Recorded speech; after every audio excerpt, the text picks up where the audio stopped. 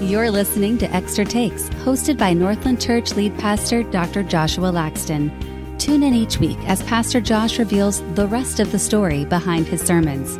We'll discuss how those who follow Christ can live out a biblical vision for the church and the world today.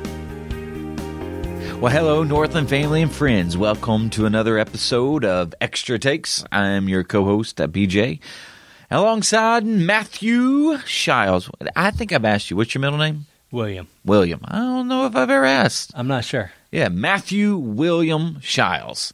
That sounds, that's a very, flowy name. Very, I like it. I thought I was being announced for like the Orlando Magic for a second. That was nice. Matthew William Shiles. Yeah, I'm ready to play. There you go. You're ready. Well, hey, welcome, and we are excited to be here. It's Monday, and I know this comes to you on a Wednesday, but we had a full weekend this past weekend. We did. Yeah, loved it. We not only had a sermon that was action-packed.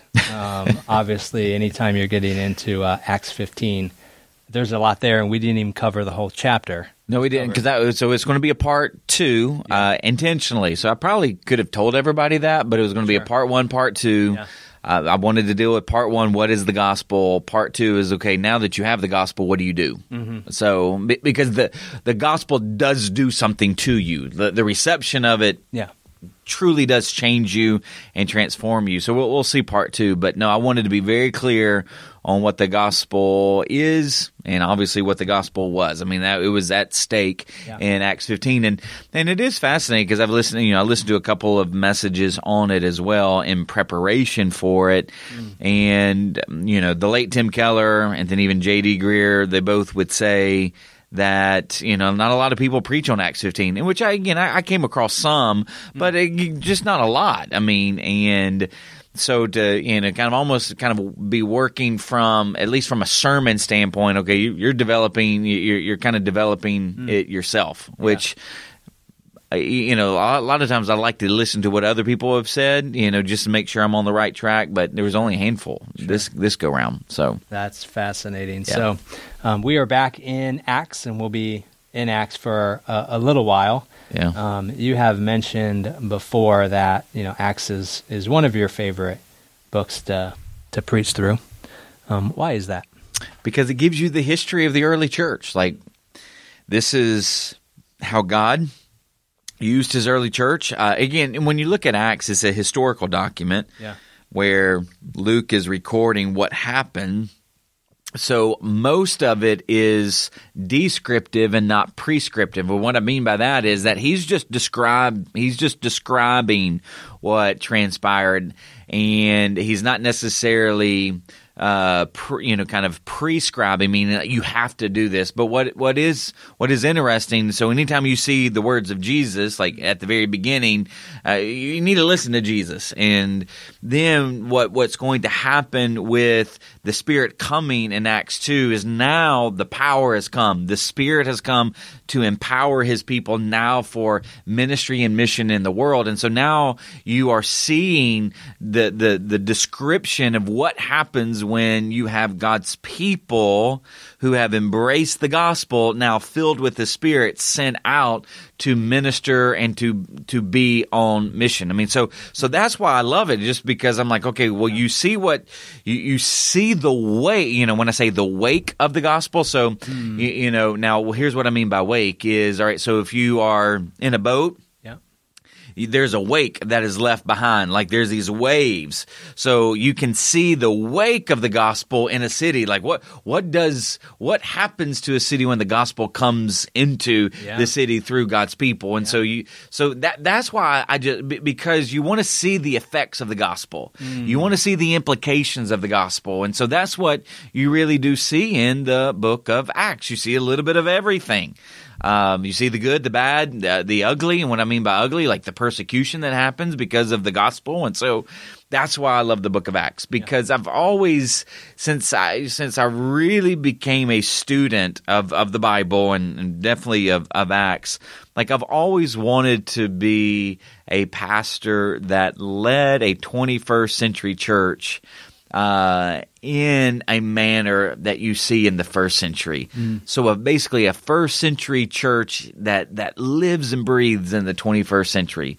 So what does it mean to, in some sense, to be on mission, to have the gospel, and to be Jesus's church in the 21st century? And so the way to do that is to contextualize what you actually see in the book of Acts and bring it to bear in the 21st century. So that's why I like the book of Acts. Wonderful. So we'll be digging into Acts 15, 1 through 19, and this message was February 17th and 18th. And the main point was faith in the gospel saves you from the penalty of sin and welcomes you into the life of the King and his kingdom. So what our outline looked like was we had 3 main points, but before we got there, you asked a couple questions to kind of lay the foundation. And this was, why do we need the gospel? And then, what is the gospel? I love you continually going back to defining terms.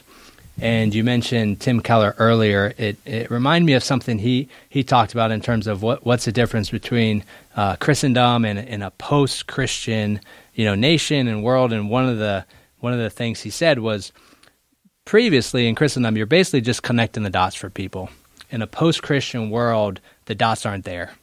And I really think that that's what you're helping us do. Yeah. Is wherever we are, making sure that we just don't assume that we... Did you know what the dots are? Yeah. So you got to create the dots, then you got to connect the dots. I mean, so it takes a little while longer. And as this transition has been occurring in our society, we can easily just say, oh yeah, we know what the dots are. We've heard that term for our whole life. We know what they are, but it's just not the case. No. So it's refreshing to be able to allow ourselves to ask those questions and be challenged by that. Hey, let's make sure that that we understand both individually and as a body what these foundational ideas are, and it's and I know that it's going to produce fruit in us. So. Again, this is a message that I just so appreciated you spending a fair amount of time on that before you got into the points, but it obviously wasn't separate from the message, but it was vital to it. So those 2 questions about the gospel, and then you laid out 3 points. The gospel is for all people, and thus will form a diverse community. The second is the gospel might get confused by some in that community. And this is where you talked about the high bar and the low bar of entry. And then finally, the gospel will need to be clarified in that community so they don't hinder people from being saved. And then you wrapped it all up by this idea of how is one saved by the gospel. And again, something that we might take for granted, but something that is so important and vital, because first of all, we have to recognize that there will always be people in the weekend gathering that are non-believers, are hearing this message for the first time, but we also can't assume that everybody understands those dots. So it is, it's wonderful for all of us to hear it, digest it, make sure we understand it. And that really flowed well into baptisms. And that's where I want us to start. So let's just reflect on what happened this weekend. A couple things that were a little different. We had baptism shirts. Yeah. Everybody got to choose a word or a phrase. I thought that was amazing. Yeah. We had a video, which was, for me, really, really impactful because we got to see just a little bit more into the glimpse of people's stories, right? Trying to make it more personal.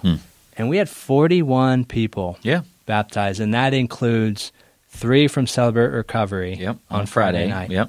So just talk about what this weekend meant for you when you reflect on all these baptisms.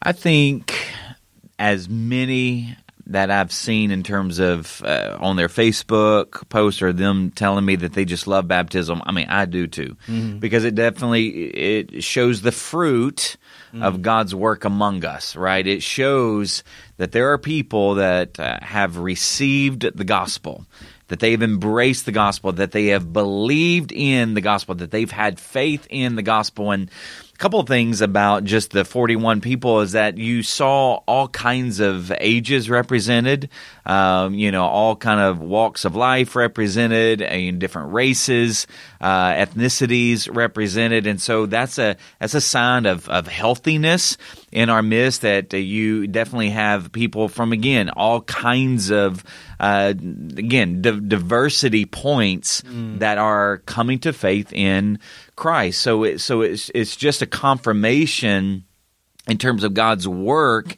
in and through us. So that's one of the things that I love about baptism, is just seeing that.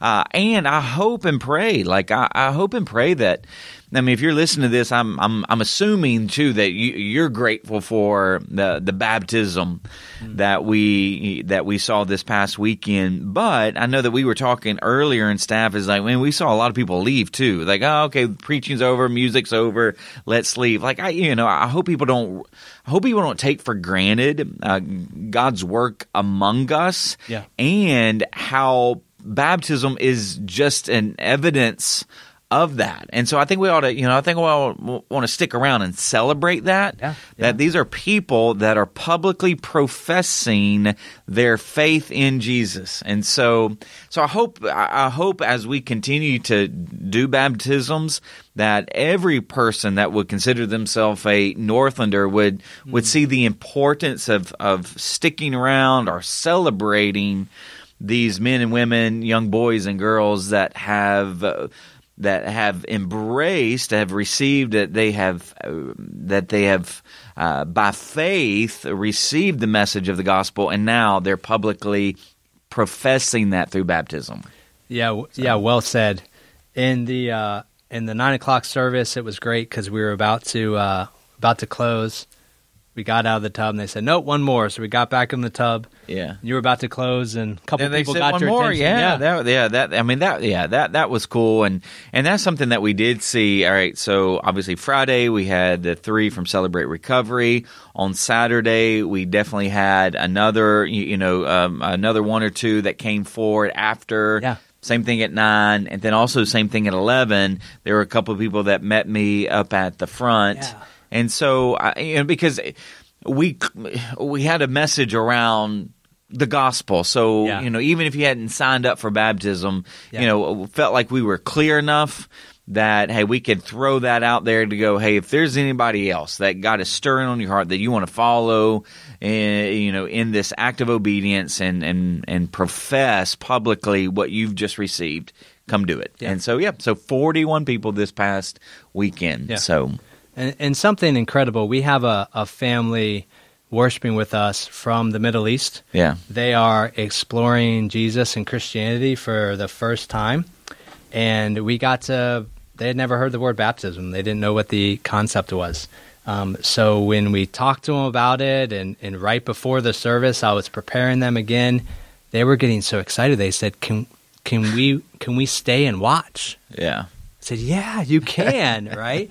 So that's the joy and anticipation that I hope we all have. And there are times where you can definitely see on some individuals' face, you can see on all of the individuals' faces the joy of following through on this act of obedience. And that's what it is. It's an act of obedience. So again, the act of obedience doesn't save you. The act of obedience comes as a result of you being saved. And so, but you can see joy on everybody's faces. But then there are some individuals where you're like, man, there's a deeper story and meaning there for them, where they weep, and they are emotional. But there's the anchor of joy behind it, and so I just sit up there going, and I really am like, so this weekend I was just able just to watch and observe and to celebrate, and just truly thanking the Lord that I just get to be a part of it, just a part of it, and that was my takeaway from this weekend. Same with baptism. Yeah. Yeah, looking forward to doing it again. So as you looking at the sermon, as you began the sermon, so you're going through this week, you're doing message prep, and as you're doing message prep, what pops in your head is Waldo. Well, yeah, as I was doing my message prep, I was like, Lord, I have no idea how to structure this message. Oh, really? So I really didn't. I had so many notes, and I'm like, okay, what's the best way? I mean, what's the best way to capture it? Yeah. In a way, in some sense, that can take people on a journey, and not feel too. I'm going to say like rigid. That doesn't, So I'm like, oh, I have no idea. But here's what I kept on coming back to is clarity. They're clarifying the gospel. They're clarifying the gospel. And so, but how do I take that and and so and then I also knew that the children were going to be in the service with me. So that's where the whole Waldo thing kind of popped up because I'm like, okay, well, let me see if I can make something, make something fit in terms of a connecting point. And I really did. I did not like the Where's Waldo growing up because I could so those images that I found, like I had to, I had to find the answer because I could not find them. Come on. Maybe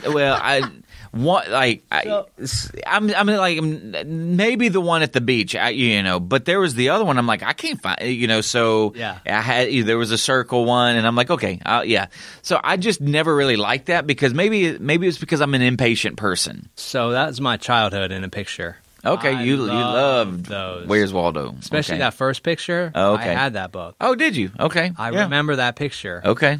And I would look through, obviously I would find Waldo, but then just the story that it told. Oh, yeah. Right? Because it's about him being on a journey and he loses items and so much detail. Yeah. I would just spend hours pouring over it. So I really appreciated you bringing in Waldo. But I think it connected because there are some people, like, when you just look at the image, you can be overwhelmed.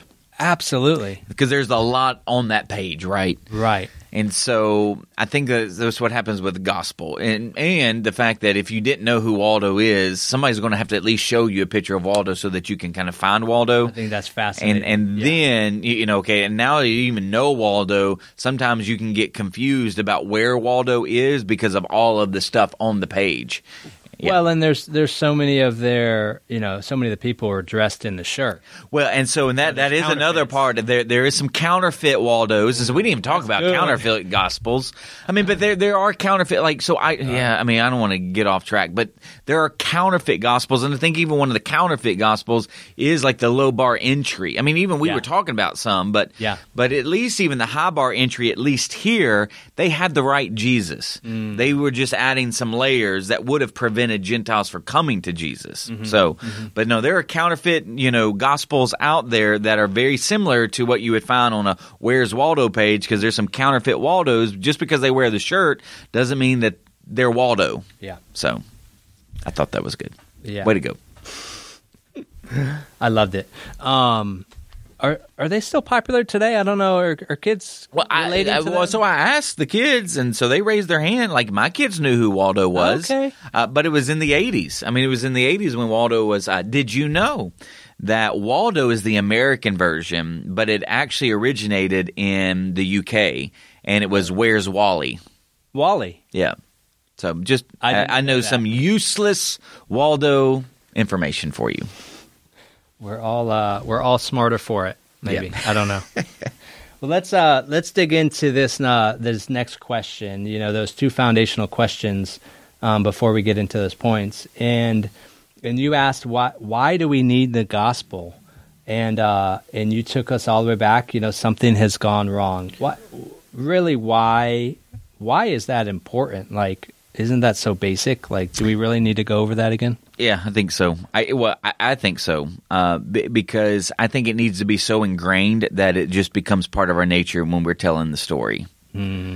We can't just take that for granted. We can't leave that out of the story. I think we're living in the day and age, especially when you have new people coming in. You just need to constantly rehearse it. It is part of our story. So this was a couple of weeks ago. We had an all staff meeting, and I was sharing. We're just kind of walking through the Bible, and I'm trying to help the staff understand how do you even look at the Bible, how do you break it down, into the genres, in some sense the lumpings of these various books. And so we looked at the first 5 books of the Bible. So many people refer to it as the Torah. So Genesis, Exodus, Leviticus, Numbers, and Deuteronomy. And I'll actually talk about this in the series that I begin next year in Genesis. But so when were these books written? Well, they were written during the wilderness kind of period because Moses, most scholars would agree that Moses wrote these. Okay, well, so if you understand, so they just got out of Egypt. And so, sure, they're kind of in an oral culture. So there's these things that have at least been passed down to a degree. Yeah. But they cry out to the Lord, and God sends Moses. But now they're in the wilderness. Okay, what do they need to know? They need to know the beginning. Right. They need to know where it all started, what went wrong, and where they fit into the story. Yeah. And so, if you really want to understand your life in the present and where your life is going from the present to the future, you need to know where it began. And so that's why for me it's always important to always go back to the beginning, because that gives us a good starting point and foundational point to build off of to help understand the present, but also where we're going in the future. So that's why I'll do it. And I'll actually do it I won't go all the way back to Genesis, I don't think this go round.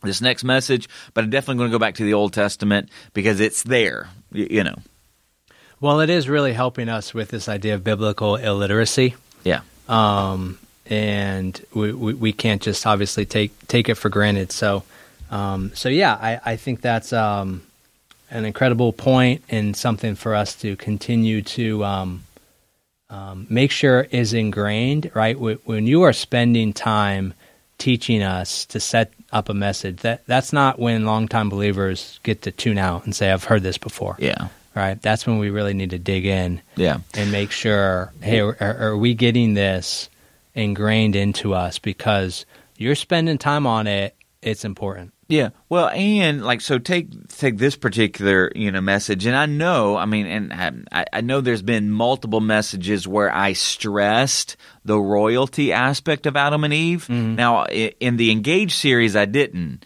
because there was a whole other point that I was trying to make in terms of your engagement with church. Like, what does it mean to engage God's church? And so even when I would go back to Adam and Eve, I'm trying to bring out the connect, cultivate, care, and commission.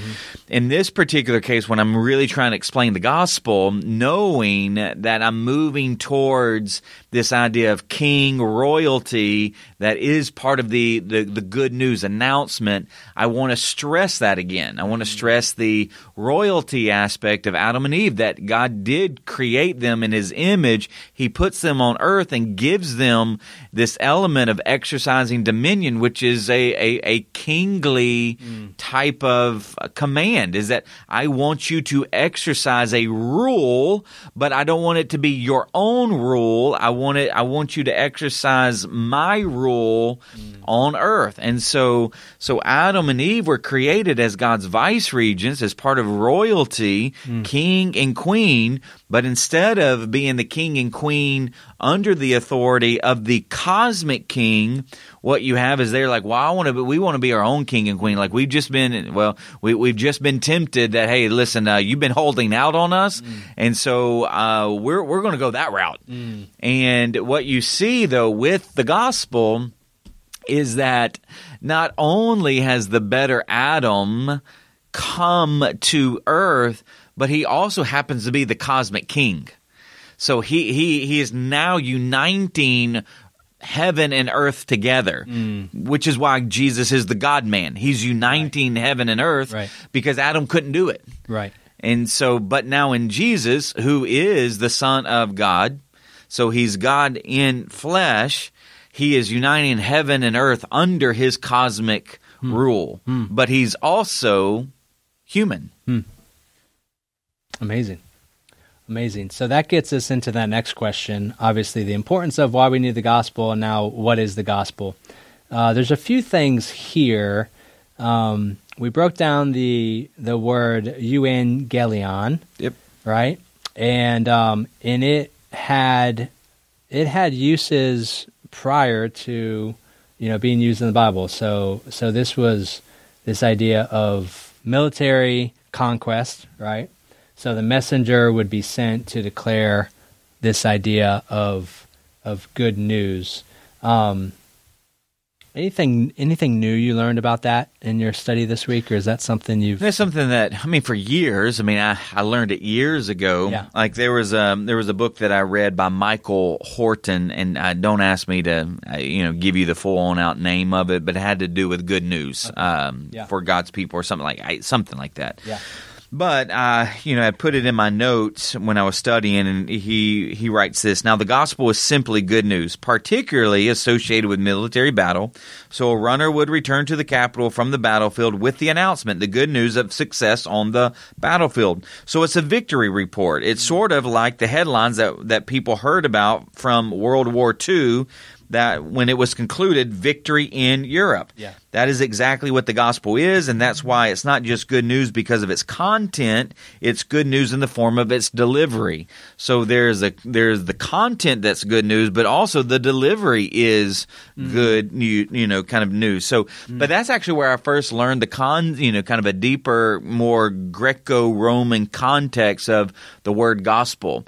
And I'm like, oh my gosh, this makes some sense. It brings the Bible to high def. Yeah. So it wasn't something new, but it was new to me years ago. Yeah. But it was something that I'm constantly now trying to stress. But one of the things I guess I did see a little bit more is that there's an inscription on one of Caesar's statues about the Evangelion, about his birthday. So it really was around these kind of significant events that happen, usually in the context of royalty. Usually, not always, but definitely military battle. Definitely around kind of royalty, Caesar. So those are some additional things that I definitely learned. Yeah. Yeah, I like that you said it helps to bring it into high def. Certainly, I felt that. So in this section as well, you gave us a biblical definition of the gospel. You didn't give us the biblical definition, but you said a biblical definition. Yep. This is a little different than what you have given before. I can see how it is longer, a little more fuller, and I think it builds on what we've been kind of going through. And I'll read it for us. It says, God has sent the rightful King of all creation, Jesus Christ, to earth, who through his substitutionary death on the cross and his resurrection from the dead is in the process of redeeming and restoring human beings from every tribe, nation, and tongue, and the cosmos from the curse of sin. And in another variation of that, this is the one I've heard you share, is the rightful cosmic King has come, and through his death and resurrection, he is making all things new. Yeah. Where did this biblical definition of the gospel, that first one? I'll just read you a couple other definitions that I have come across. Okay. And so N.T. Wright, in his book Simply Good News, he states that the royal announcement that the crucified risen Jesus, who died for our sins and rose again, has been enthroned as the true Lord of the cosmos. So he would say that that's the gospel. And sometimes if he wants to summarize it, he would just say that the cosmic King has come. So there's this royal announcement that, hey, he's come, and you need to pay attention.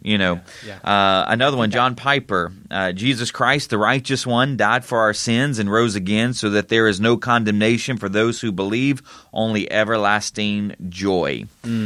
Tim Keller says, through the person and work of Jesus Christ, God fully accomplishes salvation for us, rescuing us from judgment, from sin, into fellowship with Him, and then restores creation in which we can enjoy our new life together with Him forever. So that's Tim Keller. And people would say that the gospel is not good advice. It isn't something that you do. It's something that has already been done from you. And then Michael Horton, here's what he would say in terms of the gospel. From Genesis to Revelation, the gospel is God's promise of a son who will crush the serpent's head, forgive the sin of his people, raise them from the dead, and give them everlasting life solely on the basis of his grace. So that's where, again, I didn't want to bore people, in terms of this past weekend and putting all these definitions up, but when you take these definitions and more, so I'm not just kind of, so I'm crafting this from my understanding of Scripture, but also from other people and what they have written, but, really try to craft it in my own voice. That this is what a biblical definition of the gospel would be. And I think that's another part where, when you look at the key elements of the gospel, an announcement, a victory, a king, and that someone, you got to receive this announcement, right? Like, you can't just hear it and just dismiss it. You got to do something, with it, because it's meant for you. It's meant to actually produce joy. It's meant to produce celebration because something has been done for the city, right? The people. So I wanted to make sure I built the, kind of that foundation, these elements, and, and then obviously the foundation be scriptural too, because that's why I wanted to stress the royal nature of the offspring. And then the worldwide blessing too of that all, because with Abraham, not only do you have the royal offspring element that kings will come from you, but that, at some point there will be a king that comes from you that brings worldwide blessing. With David, the same thing. And then with Isaiah, he gives you a little bit more of a picture of this offspring, of this child, and what this child will do in terms of, again, God's kingdom. Right. And then you see all that come to fruition and fulfillment in Jesus. So now you put it all together in the context of a Greco-Roman understanding of the word euangelion, and you get a very robust, I think, definition of gospel. So, and I would encourage us. I think we all need to understand and be able to define the gospel. I think having an elevator pitch, because I do think. To a world that no longer, like we talked about before, understands what the dots are. I don't think it would be an unusual question for somebody to just say, "What is the gospel?" I've never heard that before. What is the gospel? How will we answer it? Right? If we had 10 seconds, or if we had 15 seconds, if we had 30 seconds to explain it, I think it's really important for us to have an understanding, to be able to quickly and clearly explain it, and then be ready to expound on it. Exactly. But think about this definition. And again, any of these, brilliant people that have given a definition of the gospel. This can be very offensive to people. You're telling me that there's another king out there, because that was one of the issues with the spread of the gospel in first century, because you have Rome is the superpower who is centered around Caesar, who believed that he was the Son of God. Who was Lord. Okay, so now you have a group of people that are rising in some sense numbers that are saying Caesar isn't ultimate king. He's not the ultimate king. There's another one, Jesus Christ, who's the ultimate king. So therein lies kind of an offense right there. So again, like from a 21st century standpoint, is that you're no longer in charge. Right. Or that, religion is no longer in charge. Allah is or Muhammad. So they're no longer the supreme authority. Jesus is. Okay, so there's going to be an offense about that. Then you're going to look at this idea of the substitutionary death and then resurrection. So people even got hung up with the resurrection. You're telling me that's foreign. Like, So when you look even some of the Jewish leaders in the first century, so the Pharisees actually believed in the resurrection. So that's not hard for them to believe, and especially the fact that many of these Pharisees actually saw the risen Jesus. But then there was a whole subset of Jewish leaders called the Sadducees, and they didn't believe in a resurrection, which is why they were sad. You see, oh my goodness. I know. I had to do that just because, hey, that's funny. But is it? But yeah. But so they didn't even believe in the resurrection. But then when Paul's talking, so I'm going to preach on Acts 17, Paul at Mars Hill for Easter, okay. And so when he brings up the resurrection, that's when they're like, "Oh, you've just lost me." Yeah. Like, you mean somebody came back from the dead? Like that was not even in their religious or spiritual repertoire. Like they just yeah. And so that can be offensive, but then you also look at this idea of he's restoring, like, so every tribe, nation, tongue, and people group. So yeah. So he is kind of, you're telling me he's creating a people that is, they're going to be brought together, and that they're not going to fight one another. Yeah, like, I mean, that's a little weird. Yeah, all of our enemies, whoever your enemy is, it's included. Yeah, and then this idea, okay, in the last two things, is the cosmos restoring the world, and then but really the redemption and the restoration of the people and the world is coming because of this thing called sin. Mm-hmm. And again, that is an offense. Yeah, that you're telling me that I've done something wrong. Like, in that there's a God that's going to judge me because I've done, well, yeah, because if it's true that He is the Creator God who's created you for His purpose, and you've deliberately chosen to commit treason and rebellion against Him, and so therefore you've sinned. I mean, that's what treason, rebellion. He's told you to do things, you haven't done them, and so therefore you've committed treason, rebellion against the Creator, King. Then yes, you have sinned, and so but He's loved you. I mean, here's the way. He's loved you too much to leave you in your sin, which is why He, on His own accord and on His own account, has performed in a way to redeem you from your sin. But again, you got to get, this is an offense where you saying I'm bad? Yeah. That's what we're not saying that. He's saying that.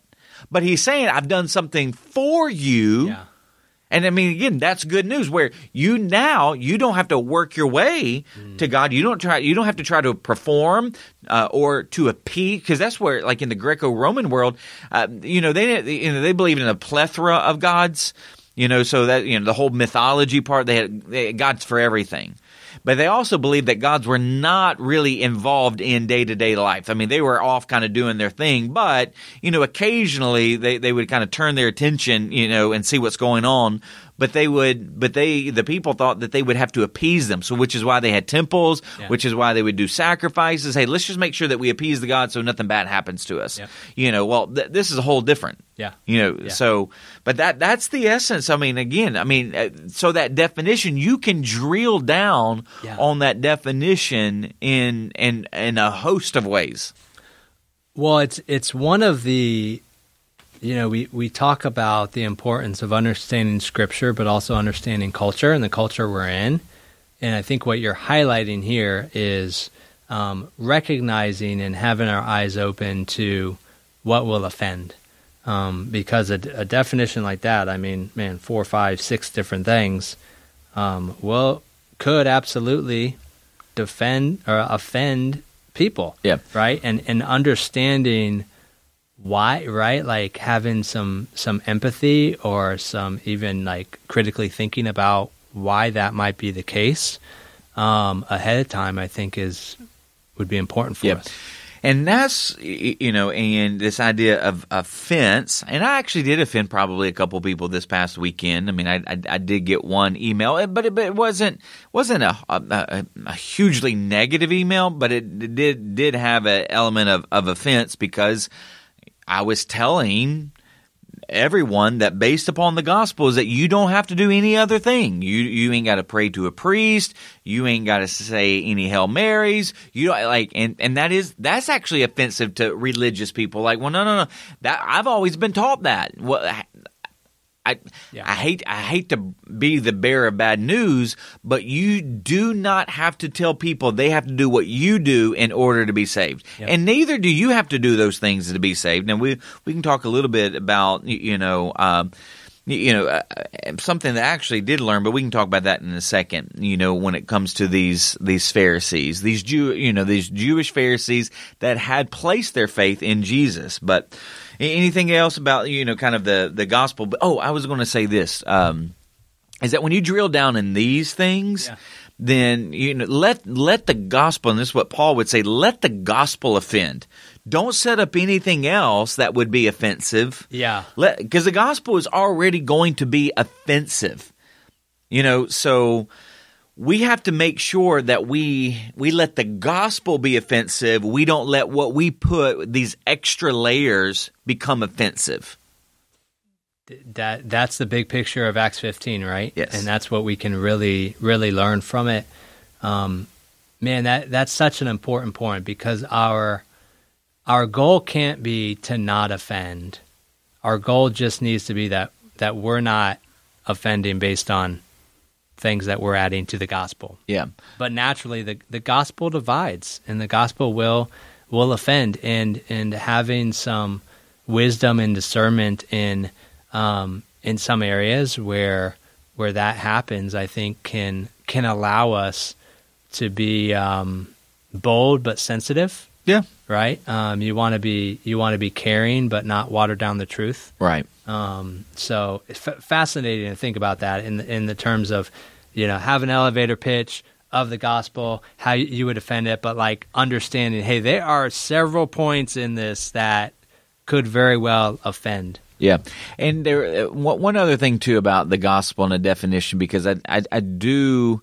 And I was writing all these scriptures down too. So if you actually wanted to go to the scriptures to find a written definition of the gospel, like where it's kind of in black and white by a biblical author, 1 Corinthians 15 would be an excellent passage to go to. Because here's what Paul writes: "For what I received, I passed on to you as of first importance, that Christ died for our sins according to the Scriptures, that he was buried, that he was raised on the third day according to the Scriptures, and that he appeared to Cephas and then to the 12. After that, he appeared to more than 500 of the brothers and sisters at the same time, most of whom are still living, though some have fallen asleep. And then he appeared to James, then to all the apostles, and last of all, he appeared to me also as to one abnormally born," Paul would say. Now, what's interesting about, so he's going to define the gospel, but a lot of what he says there are the people who were there in Acts 15.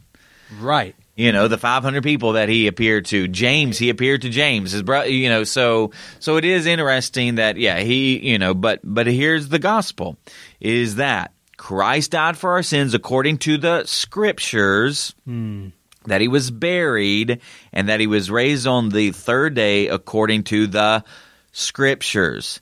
Now, again, Christ is important. Again, Jesus Christ. Christ is not his last name. It means the Messiah, the Anointed One. And when you go all the way back to the Old Testament, therein lies this understanding that there's something special, that he has been anointed by God to do something. And so that's part of where he's the anointed high priest. That means he's the one who has interceded on our behalf. He is the anointed king. So he's the one who rules and reigns, and so that's where that term Christ is so important. So this is really important of what Paul's saying, that this is the gospel, that Jesus is the Christ, and according to the Scriptures. So, yeah, that would be a wonderful passage to memorize. So yes, 1 Corinthians 15, verse 3 through 8. 3 through 8. Wonderful.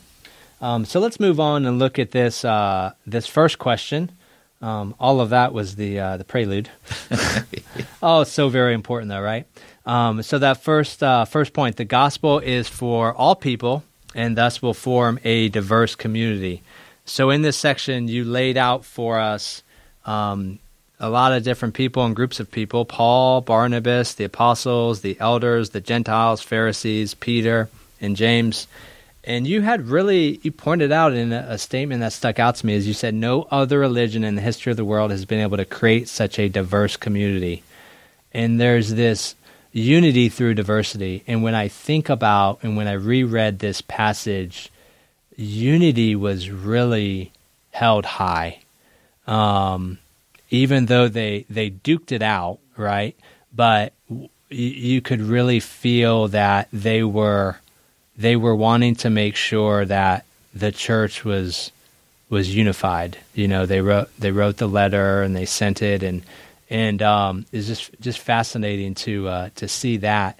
And something you have to, we've talked about. One thing you should fight for in the church is unity. Yeah. And in all of their diversity, we really see a wonderful example of them living that out. And us as Gentiles today, we are recipients of that. Yeah, we should be grateful. Oh, very grateful. Acts 15 should hold a special place in our heart. Yeah, and to know that God has not called us to uniformity, because there was nothing uniform about these people. No. They're very diverse. Yeah. Like even if you look at the apostles or the disciples, all right, so you have Simon the Zealot. Yeah.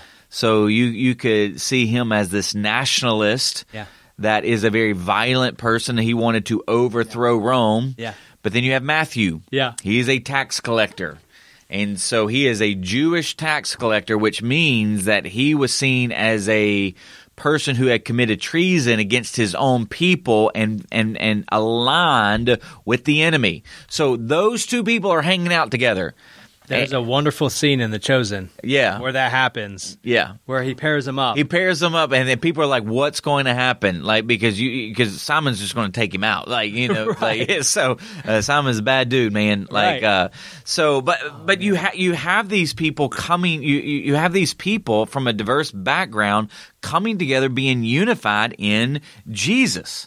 Yeah. Right? The gospel is Jesus. Jesus is the gospel. And so you look at the Pharisees. I mean, they were religious snobs. I mean, had their nose stuck up, but yet they're actually now gathering at least with these, and they're even listening to Peter, listening to Barnabas. They're seeing James as the, in some sense, the quintessential leader of the, like, so that again, that I can't even stress how powerful that just in that, again, and what was interesting is that a lot of the things that I'd kind of listened to, this wasn't necessarily on their radar, but I'm like, you see the diverse community right here. Yeah. But part of what precipitated this huge debate is they're getting a little concerned about them becoming too diverse. So what do we tell these Gentiles, because they are nothing like us, right?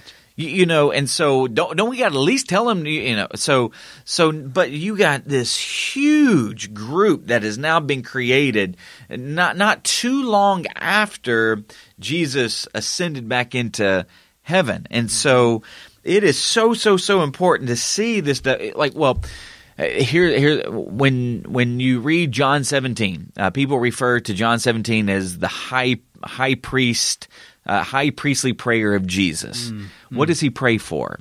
He prays that they may be one, that his followers may be one, so that the world might know that you sent me. Because again, like when you look at the history of the world, like, and I'm a nerd, because sometimes Joni will walk past me and I'm watching these docuseries on Netflix now, and like History Channel. History Channel. I was watching something on the History Channel, and that's funny. But like Alexander the Great conquered, in some sense, the known world. He had an appreciation for culture, but the cult, in some sense, these diverse cultures didn't mix. And what was interesting about even this Alexander the Great docuseries, that he had an appreciation for the various cultures, and in some sense would take upon whatever the culture he was trying to conquer, but his own army his own soldiers and commanders within his army, they got really concerned with him because he's dressing like an Egyptian. He's becoming more of a Persian, and they're like, no, we are Macedonian. So again, so even though they're conquering this kind of known world, that there's not an integration, there's not a unity that is happening. And then with Rome, the whole idea of the Pax Romana, the peace of Rome, was like, you get to do your own thing. Just don't rock the boat, because if so, we're going to come and stamp you out. So you can keep doing your thing. So there was this like false peace that Rome had conquered once again, kind of the known world, and they occupied just an enormous piece of real estate that included so many different ethnicities, but they didn't mix. They were free. That was the whole thing about even the church and the Christians coming up, is that as long as you didn't, as long as you didn't like mess with the peace of Rome, as long as you weren't a disturbance, Rome didn't care what you did. But if you disturbed the peace of Rome, then they're going to come in with force and put you back in line. So in some sense, everybody was free to do whatever they wanted to do, worship whoever they wanted to, so there was no integration. But when you start seeing the church, and through the power of the gospel, uniting people from every tribe, nation, and tongue, and show it like, it doesn't happen. So like America, so this American experiment that we have, like one of the things that we are seeing even now, because we are an immigrant country. I mean, that was so I'm watching a docuseries because there's a reason for it, because of Acts 17, where I'm going in Acts 17. So you're doing research. So I'm doing research. I'm watching all these documentaries about the birth of America. Okay, so so you did have now. What was fascinating too is like even the indigenous people, Native Americans, which is sad. What the immigrants did coming in ultimately.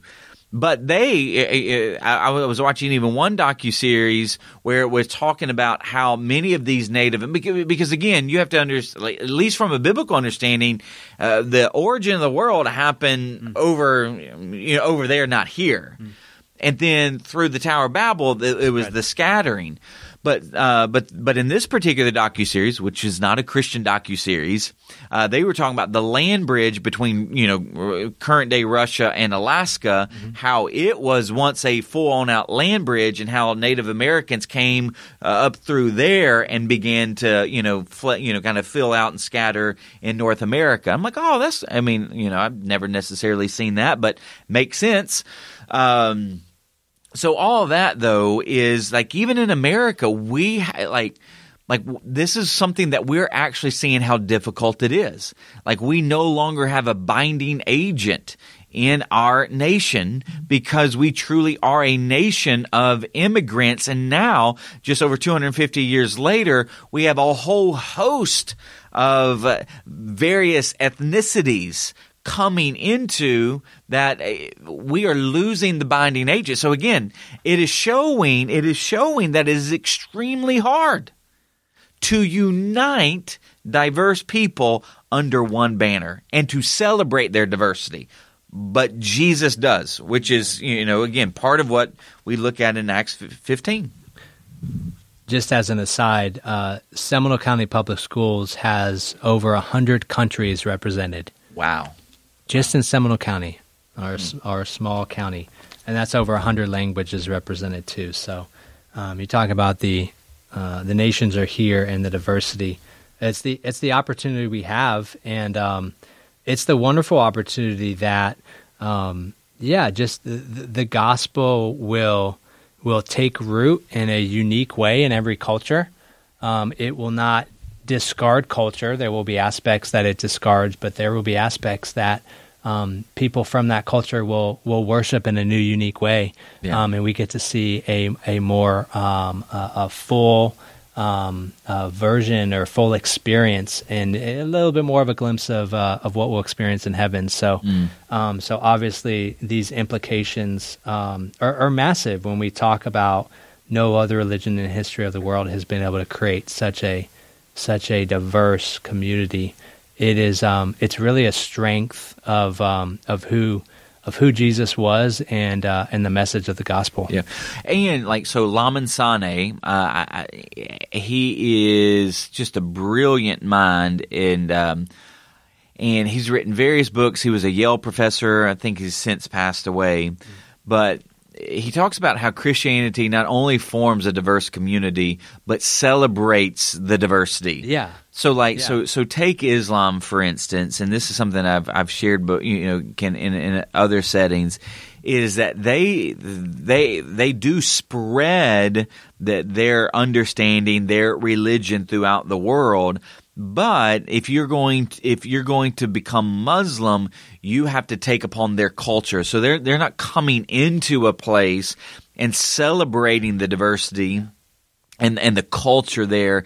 They are making you to conform in a uniform way to their culture. Yeah, the prayers will be in Arabic. Yeah.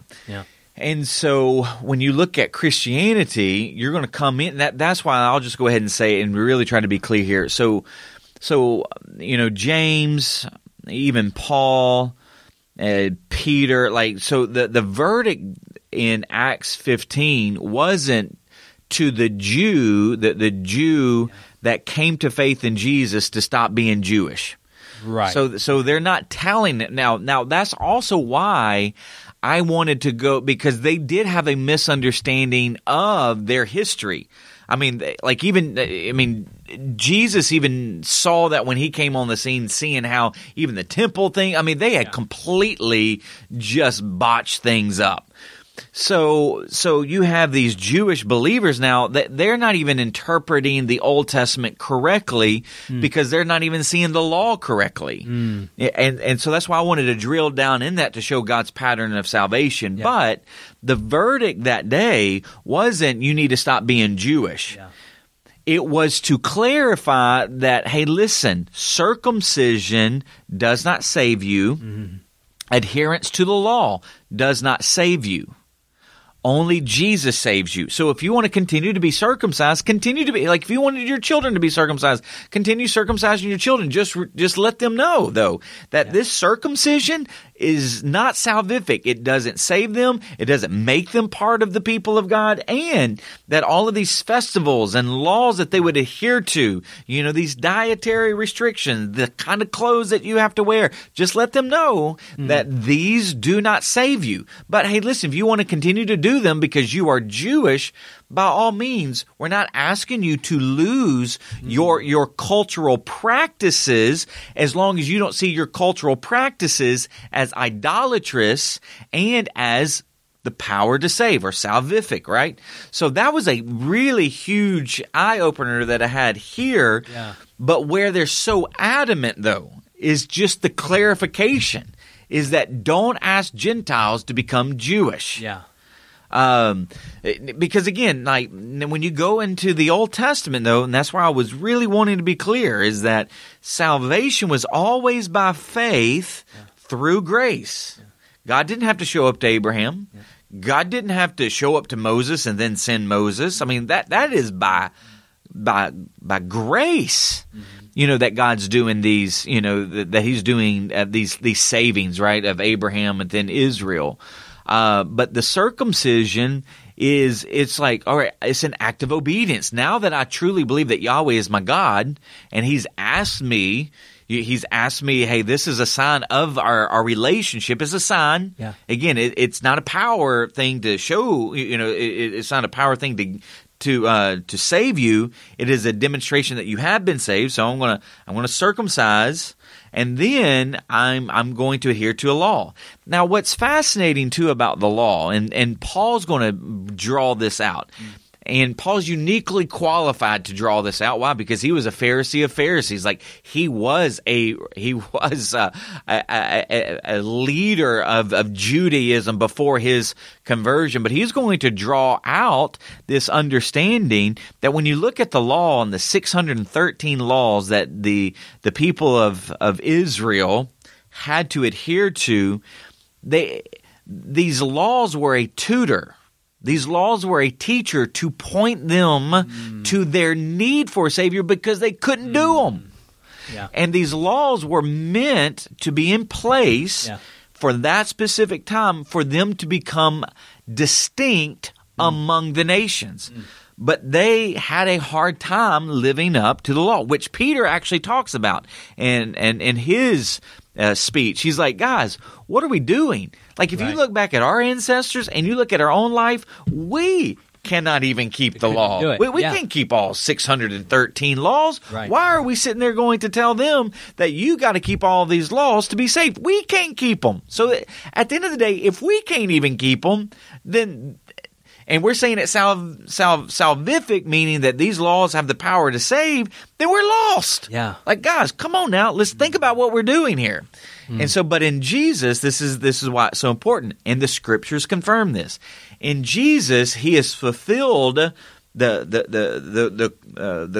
say not the qualification, but he has fulfilled the need to be circumcised, and he has fulfilled when I say the law, so that you no longer, now things have shifted. Yeah.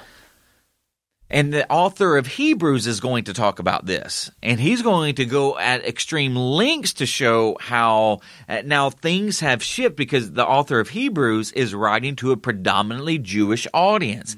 And what he's trying to show is that now the old covenant, the old way of doing things, have been fulfilled in Jesus, and now a shift has taken place where now we're taking upon what Jesus has done and taking upon his life. Now, what we'll see next week, though, is that there are some things that are still intact when it comes to the moral law. You know, so, and I'll get into that next week, because now, when we're in Jesus, sure, after he saves us, something happens, but the clarity is that you don't have to be Jewish in order to be saved.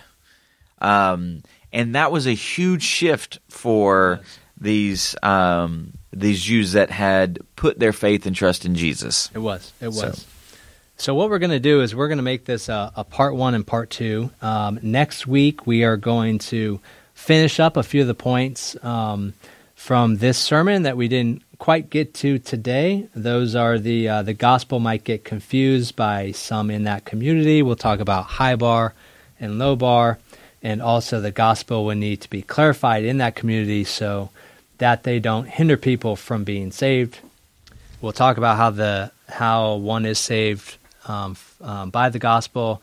And then obviously we'll dig into this next message a little bit, which talks about what happens after you get what happens after you place your faith and trust in the gospel. It's the second part of Acts 15. If you're reading this as a story, you would just keep reading past 19 because you can't wait to see what happens, and that's essentially where we'll get to next week is the result. Yep. Now that the gospel takes root, then what happens? Amen. Well, thank you so much, Northland family and friends, for tuning in to another episode of Extra Takes. Blessings. Thanks for listening to Extra Takes. Be sure to follow us on Spotify and Apple Podcasts so you won't miss a single episode.